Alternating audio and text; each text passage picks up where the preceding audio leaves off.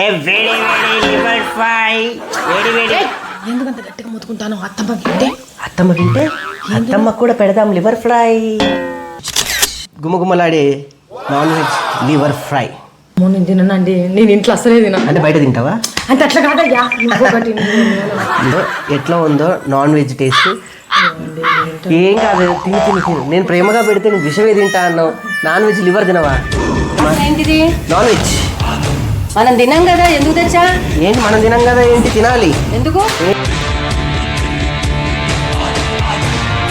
గిన్నెలను బయటపడేసాయి. ఏంటిది? ఏంటి ఏంటి గిన్నెలు పడేసాయి బయట? గిన్నె. సో సన్నగా తరిగిన ఉల్లిపాయలు, అయిపోయింది. లివర్. అరే లివర్ అడుగుతున్నా, నాన్ వెజ్ ఏంటంటే నా టెన్షన్. అది ప్రోమోకి వేద్దాం, కట్ చెయ్యి. ఏం చేస్తున్నావు నువ్వు? లివర్ వండుతున్నాను నాన్ వెజ్. అయ్యా, ఇంకేమన్నా ఉన్నదా ఇంట్లో? ఏంటి అంత షాక్ ఇచ్చావు? కానీ ఇప్పుడు మీ అమ్మ బయటకు వచ్చి చూస్తే ఏమన్నా ఉన్నదా? గిన్నెలు తీసి బయట ఎత్తే నువ్వు ఎందుకు ఇట్లాంటి పనులు చేస్తాను? వంట ఎత్తాను కదా అని అంటే నాకు దీనికి సంబంధం లేదు. నేను అసలు ఇక్కడికి రాలి, నాకు ఏం తెలియనే తెలియదు. నేను పోతాను. ఎస్, నిజంగానేనండి, లివర్ ఫ్రై చేయబోతున్నాను.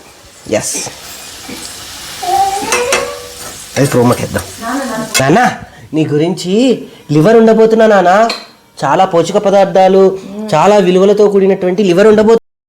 ఎస్, అవును, నిజంగానే ఫస్ట్ టైం ఇంట్లో నాన్ వెజ్ ఐటమ్ ట్రై చేశాను అనమాట.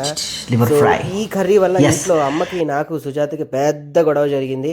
బట్ ఫైనల్లీ అద్భుతమైనటువంటి నాన్ వెజ్ లివర్ ఫ్రై వచ్చిందనమాట.